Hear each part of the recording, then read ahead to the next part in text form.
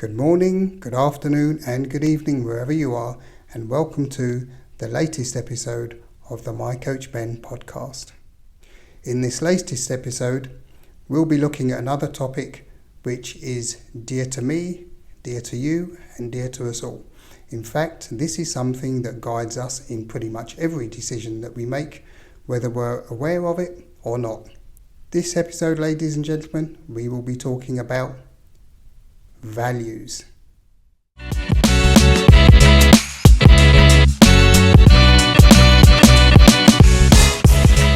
So welcome back to the podcast. Due to some time constraints this week, maybe keeping it a little bit shorter than usual, but hopefully I think I'll be able to get the message across. So let me start by, of course, as always, saying thanks for the support, for the interactions for the last video. It's been a while, but generally I'm trying to do these the last Monday of every month. So thanks a lot for the likes and for the new subscribers. And remember, like, subscribe, tell your friends, tell your colleagues, and let's grow the community. Follow the blog, of course. It's on Facebook, Instagram, and of course Twitter, and the good old-fashioned www.mycoachben.com. So without further ado, let's begin. So here we have the definition as carried by the Oxford English Dictionary. Values are defined as principles or standards of behaviour, one's judgment of what is important in life. They internalise our parents' rules and values. So values essentially are principles and qualities that are held in high regard by individuals or societies, and by which we regard as desirable for humans and societies alike. And they provide us with guidelines that help us discern between what is right and what is wrong, what is good or bad, and important and equally unimportant. Values, of course, differ between cultures as well as individuals and as well as between organisations and workplaces. They influence attitudes, behaviours, decision making, and can include, get my teeth in, they can also include things like integrity, autonomy, honesty, respect for others.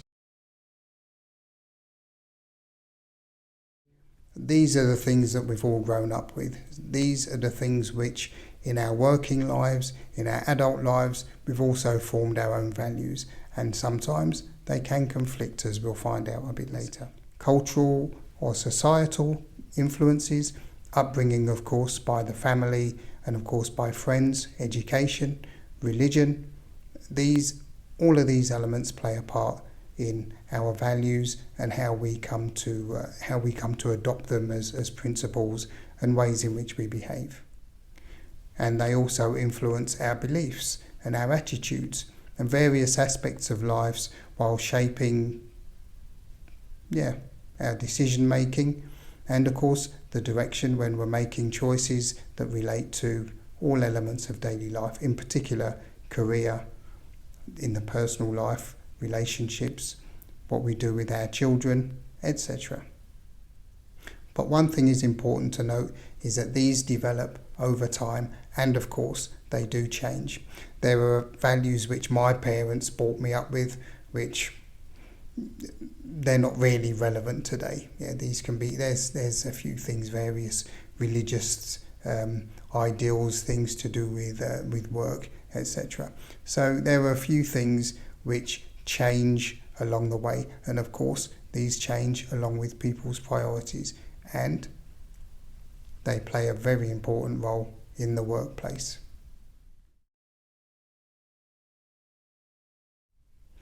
So in the workplace, of course, these values play an integral role in how the culture and the behaviours of the employees are laid down, let's say, and what is expected of us. So a company's values set forth the beliefs and the principles which guide the practices and the decision-making processes and interactions among the staff. And again, this goes back to the previous episodes we've done, which relate to corporate culture, personality profiling. These all come back to values and what the organisation and, of course, the person expects and believes expects from each other. So in line with culture, when a company's employees or an organisation's staff, let's say, when the values are aligned, then you tend to get better job satisfaction, better engagement and productivity because everything is aligned. And this makes for a more harmonious workplace. So when there's a strong set of core beliefs that also allows the organisation to attract employees that share them, then the teams are built and dedicated to fulfil this overall mission. And this is where everything, as I've just said before, gets into a good harmony. And when not, then this is when we have conflict. And remember, conflict is essentially when values conflict.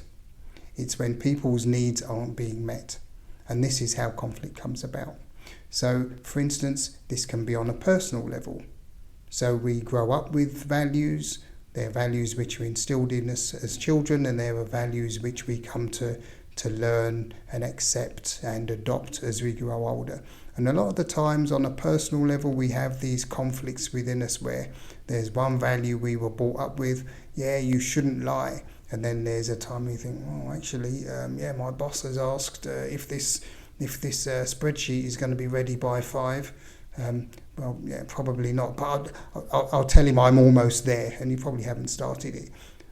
Is there harm in that? This is debatable. But again, these are one of these little things where individually we have these conflicts, and they go against the values that most of us anyway, have all been instilled with growing up.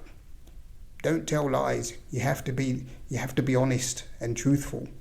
So this is a source of conflict. And again, within an organisation, when there are conflicts within teams, it's because generally values which have defined what people want or what they need, these aren't being met. And so therefore there can be conflict. And again, it's where we've discussed before personality profiling. Personalities are shaped, and this works both ways in terms of values.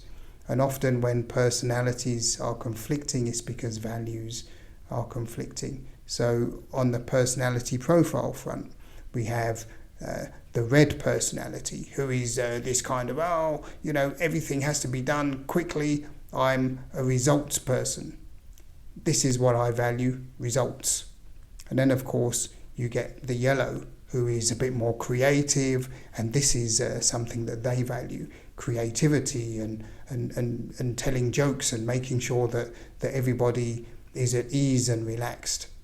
And of course, if these don't match, or if you have somebody who is the blue personality, and they're much more reserved and much more calculated, and if you get these mixes wrong, then of course the personalities, a lot of the time the values, they'll conflict, and then of course you have all kinds of fallout coming from that. And so if we go back to the organisation can establish values through an intentional and targeted process to identify the principles and beliefs most meaningful to its operations. So the company that I work for, I'm not going to mention the name, but they have the company way, the X way, which is how and what values are most important as a business in order for them to achieve the strategies and the targets that they want to achieve. Engaging key stakeholders such as employee groups, customers, shareholders, and gathering insights and feedback about whether or not the company's actions are actually meeting what they stand for or what their priorities are in terms of their values. Or more importantly, that the leader's values are aligned with what the organisation expects. And once these values have been identified and communicated, then they can be implemented into the policies and the practices, and again with the idea that we're going to have a harmonious environment. So here are a few coaching questions that you could employ when you're talking about values. What values are most significant to you in life? How do your behaviours and actions align to these values? What additional values would you like to incorporate? What values, if any, do you feel are out of step with who you want to be as an individual? So as you can see, values have a huge importance in every area of our lives. They dominate virtually every decision that we make, as well as control how we contribute and how we behave. For example, as we discussed, conflicts often arise due to a clash of values. But that said, when values are aligned on a personal or team or organisational level, then there is a real sense of cohesion and harmony. That's about it for the episode. As I said, time's a bit tight at the moment, but I just thought I'd like to cover the topic of values because it is really important, and it is something that actually aligns very well with the episodes that we've had so far. So what can I say? Thanks for your continued support. For those that are still watching at this point, thanks very much for sticking with me until the end. It's a great topic. There's going to be more on that in future as well. Please remember to like, subscribe, tell your friends, tell your family, tell your colleagues, and let's spread the word and grow the community. Remember to follow the blog on Facebook, Instagram, Twitter, and of course, good old-fashioned www.mycoachben.com. So, until next time, peace. Your Coach Ben.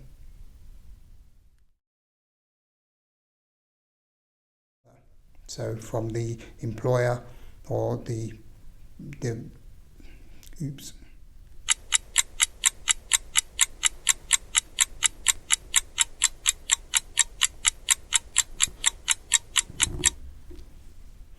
Of course, what's important is that these values are actually aligned with the leader, or more importantly,